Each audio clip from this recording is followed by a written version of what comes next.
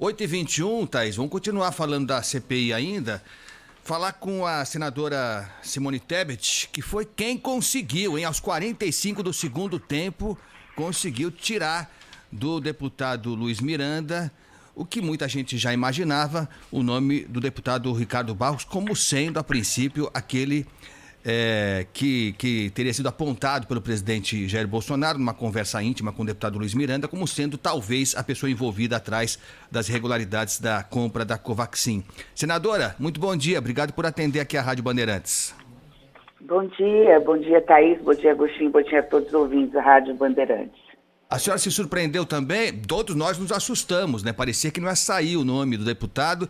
Foi uma surpresa para a senhora também conseguir arrancar do deputado Luiz Miranda o nome do deputado Ricardo Barros, senadora? Mas foi provocado. Eu acho que deu para perceber ali o trabalho da CPI, né? Ali nós temos um time que tem feito um trabalho muito sério, a começar pelo presidente Omar Aziz, passando pelo relator e os senadores que fazem parte, que são titulares e fazem parte da inquirição. Eu sou apenas alguém que joga aí no banco de reserva, não sou titular, mas como líder da bancada feminina, junto com as senadoras, nós temos procurado sempre que possível, a gente tem que se revezar, porque nós não temos direito à fala toda a sessão, mas estamos acompanhando par e passo. Então, eu percebi ali no final, depois da fala de alguns senadores, finalizando pela fala do senador Alessandro, que poderia sim, talvez não por mim, mas pelos próximos senadores, sair o nome. Tanto que eu pedi para o senador Randolph, eu sento lá atrás, que eu pudesse sentar na frente, gostaria de olhar no olho dos irmãos Miranda, e isso foi gentilmente concedido pelo senador Randolph, e eu vi que o senador Alessandro, como sempre, muito feliz por ser delegado, e o papel dele é esse, né? Perguntas sempre muito assertivas, muito direcionadas, isso faz a diferença, balançou bastante o senador, o deputado, e precisava ali de um gesto eu diria que de acolhimento, né? Tentar tirar do deputado o medo que ele tinha das consequências do que pudesse falar. Então, foi nesse sentido, que ele não precisava ter medo, porque ali estava a CPI, que não haveria nenhuma retaliação no Conselho de Ética, porque ele teria ao lado dele a massa da população, a própria mídia sempre atenta a impedir qualquer tipo de injustiça. Então, foi um pouco nesse sentido a minha fala, um pouco dura, às vezes também, ali, sei que sabe, não quer dizer, mas nós temos os fatos, nós temos os dados, nós vamos rastrear, nós já temos os indícios. Mas o importante é que era fundamental, acho que o que é fundamental e fez com que a CPI fechasse um ciclo e iniciasse outro, né, fechasse o ciclo da comprovação do gabinete paralelo, da imunidade de rebanho por contaminação e não por vacina, de se estimular utilização de remédios ineficazes para que todo mundo pudesse se contaminar e voltar logo ao trabalho, e começasse essa fase de investigar denúncias de possível corrupção dentro da comercialização dessas vacinas. O que precisava era que um deputado da base, um deputado bolsonarista, né, de raiz, que está ao lado do presidente, pudesse falar aquilo que presenciou, não é que ouviu dizer, né? Ele e o irmão ouviram do presidente, segundo ele, que o governo sabia, a princípio, que alguma coisa de errado pudesse estar acontecendo dentro do Ministério da Saúde, mas que tinha, pela hoje submissão que está ao Centrão, depende do Centrão para poder continuar a governabilidade, não teria dificuldade de levar adiante essa denúncia. Então, assim, ouvi muito pouco do que o senador Alessandro falou agora para vocês, mas o que ouvi, obviamente, ele está coberto de razão. Agora é saber conseguir, eu diria até mais, não sei se ele disse isso, mas eu vou dizer, acho que a peça-chave do processo agora é ouvir e extrair do ex-ministro Pazuello a verdade. Afinal, o presidente falou ou não com ele, se falou, o ministro Pazuello levou adiante ou não a investigação, e se levou o que de retorno trouxe para o presidente da República. Aí sim vai ter condições de se verificar, no caso do Pazuello, se houve prevaricação, e o mesmo referente ao presidente da República. Senadora Simone Tebet, ao vivo conosco, aqui no Jornal Gente da Rádio Bandeirantes. Que coisa, né, senadora? Uma CPI que é criticada porque não tem nenhuma mulher entre os integrantes titulares, foi justamente a senhora que, num momento ali de mais assertividade, conseguiu fazer com que o deputado desse o nome que ele estava recusando desde o começo, não é? A senhora também representa a bancada feminina. Como é a participação da bancada feminina na CPI, senadora? Como é a distribuição ali para a possibilidade de participação também de senadoras mulheres durante as sessões? Pois é, por isso que eu falo que nada na vida é por acaso, né? Eu sou muito religiosa e acredito sempre que tudo na vida tem uma razão, né? E a gente sempre tem uma missão.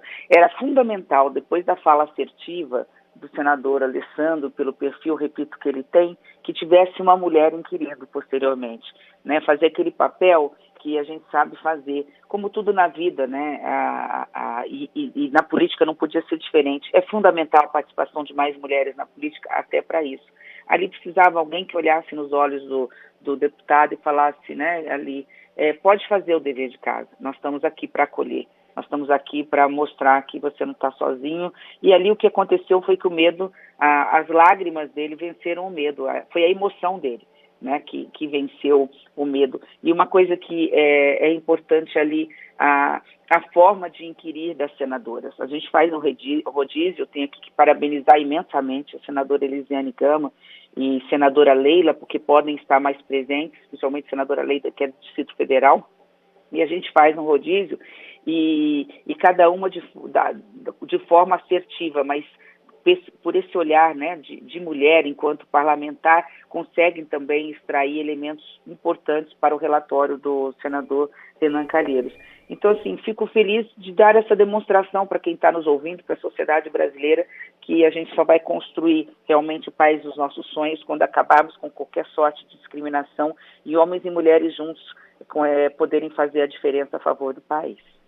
Aliás, a senhora falou que nada é por acaso, não é por acaso também que exatamente ontem, enquanto acontecia a sessão e tal, o presidente Bolsonaro mais uma vez ofendeu jornalistas e, em particular, mulheres jornalistas. Ele tem essa tendência. Ele tem... a senadora está com a gente ainda, né, senadora? Caiu? Caiu. Vamos retomar o contato com a senadora Simone Tebet, mas para dizer que o presidente aparentemente está sentindo golpe, né? Está sentindo golpe. Ontem ele deixou mais uma vez isso claro. Já vamos voltar? Tá com a gente já, senadora, né? Senadora, tá nos ouvindo de novo? Sim, desculpe. Okay. Imagina, estava dizendo que, como tudo acontece também de uma forma harmônica, que a gente não percebe às vezes, o presidente mais uma vez ontem desmereceu os jornalistas, em particular mulheres jornalistas, lamentavelmente. Agora, a senhora disse que agora serão importantes acariações, e acho que um nome que deve passar por essa acariação é um dos sócios da Global Saúde, que tem ligação com a como chama a empresa? Agora me fugiu o nome da empresa. Precisa Medicamentos. Isso mesmo, senadora, obrigado. Precisa Medicamentos, que parece que é uma coisa só, a Global e a Precisa. Aliás, o deputado Ricardo Barros já tem uma história mal resolvida enquanto ministro com a tal da Global, que foi contratada, recebeu os valores e não entregou os medicamentos na época em que o deputado era ministro. Parece que as coisas vão formando um quebra-cabeça, né, senadora? Você tem razão. É mais do que plausível, é importante dizer, o testemunho do deputado, pelas razões que já disse, ser bolsonarista, estar com foto no dia, junto com o irmão ao lado do presidente. A história é muito plausível, é que ela é corroborada com vários elementos de provas que nós temos e que estão sendo analisados pela CPI. Então, esse enredo, esse quebra-cabeça, parece-me que as peças realmente se encaixam e fazem parte do mesmo quadro, né? Da mesma figura que vai se chegar ao final. Porque, assim, são tantas incongruências por parte da compra dessa vacina, eram tantas as razões para não comprá-la, e assim mesmo ela passou na frente de todas as outras. O tempo que levou foram 97 dias, a da Pfizer foi quase um ano. Falava que não ia comprar a vacina da Pfizer porque tinha cláusulas leoninas absurdas, que não podia assinar. As cláusulas da Covaxin são muito piores. Falavam que a Coronavac não tinha muita eficácia. Não toma a vacina Coronavac porque ela não tem tanta eficácia. Pois bem, ela tem a mesma plataforma básica, que é o vírus morto inativado, que é a Covaxin. havia um negacionismo do governo de não se comprar vacinas. Não, é uma imunidade de rebanho, vai passar, é uma gripezinha, isso vai passar, e foi protelando a compra de vacinas. A da Covaxin teve toda sorte de pressão. Então, o super preço, né, ela custa 4 vezes mais do que a da AstraZeneca, que é uma excelente vacina também, a gente só esquece da AstraZeneca, 2 vezes mais o valor da Pfizer, daria para comprar o dobro da Pfizer. Então, toda hora, por tudo que se faz e pelas pressões dos contratos, mas há um elemento muito importante aí, que corrobora tudo. Quando nós aprovamos no início do ano uma lei para facilitar a compra dessas vacinas do desespero, veio uma medida provisória do governo falando o seguinte, que nós podíamos comprar qualquer vacina do mundo, mesmo que a Anvisa não tivesse autorizado, desde que viessem aprovadas pelas autoridades sanitárias de países da Europa, dos Estados Unidos. Ali não constava a da Índia, ou seja, a autorização da Anvisa da Índia não permitiria a gente comprar vacina. Isso foi em janeiro. Em fevereiro, eles assinam um contrato, portanto, nulo, que poderia ser rasgado, porque a medida provisória ela tem eficácia imediata, mas ela não constava ali que a Anvisa da Índia, que eu não sei qual é o nome, poderia ser suficiente para importar uma vacina da Índia. Olha que interessante, eles assinaram a medida provisória de janeiro, assinaram o contrato em fevereiro e a lei que foi sancionada só em março, ela veio, aí sim autorizada a Anvisa da Índia, com uma emenda do deputado Ricardo Barros. Então, assim, as pontas, elas se unem, né? Esse quebra-cabeça se forma. É óbvio, né, que o deputado merece todo o benefício da dúvida, precisa ser ouvido também, e você foi feliz. Assim, eu falei no final, fiz uma sugestão na CPI de se fazer uma cariação coletiva, né? Não dá mais para perder tempo, nós estamos com metade do tempo só, agora não temos mais do que 40 dias, 45 dias ainda de CPI. Então é importante uma cariação coletiva, criei esse nome aí, porque ela não existe, né? Normalmente você faz a cariação com 2 pessoas, mas eu acho que é importante ali colocar fundamental o ministro Pazuello, que ele sim é fundamental para ver se houve prevaricação ou não, inclusive prevaricação dele. O segundo da pasta, que é o secretário Elcio, que foi quem dizem que pressionou demais. O tenente-coronel, não sei qual é a patente, que foi muito citado pelos irmãos Miranda, eu acho que é a Alexa, eu não me lembro mais o nome. Essa funcionária, Regina, eles são fundamentais. E aí você foi feliz, o diretor-presidente da Precisa Medicamentos e Global, eu me esqueci do primeiro nome dele, não sei se Francisco Maximiliano, alguma coisa assim. Então, esses personagens precisam ser colocados, eu acho que emparedados mesmo,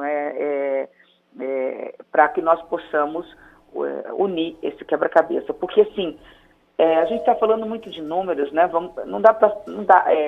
Eu confesso assim que eu tenho dormido muito pouco, porque não dá para ouvir e ver tudo que a gente está vendo acontecendo e amanhecer ou anoitecer com esses números de mortes diárias, enquanto o mundo está se abraçando, se beijando, tirando máscaras. Nós estamos falando de uma média de quase 2.000 mortes. Então vai chegando uma hora que até no emocional dificulta o nosso trabalho, né? São pessoas. Eu vi uma frase tão feliz, eu não me lembro de quem, que disse assim, não são 2.000 ou 500.000, é uma única vida. Para muitas pessoas, aquela vida é todo o universo. Então, assim, é realmente muito triste tudo isso, e eu confesso que nunca imaginei, depois de 20 anos de vida pública, estar vivendo esse momento, estar vendo o país sofrer como está sofrendo, por toda sorte de negligência, toda sorte de insensatez e de indiferença, né? Bem, eu queria agradecer a senadora Simone Tebet, que entrou ao vivo conosco aqui na Rádio Bandeirantes neste sábado, falando sobre a sessão de ontem da CPI. Muito obrigada, hein, senadora, pela entrevista. Até uma próxima vez. Eu que agradeço. Um bom dia a todos. Muito bom dia.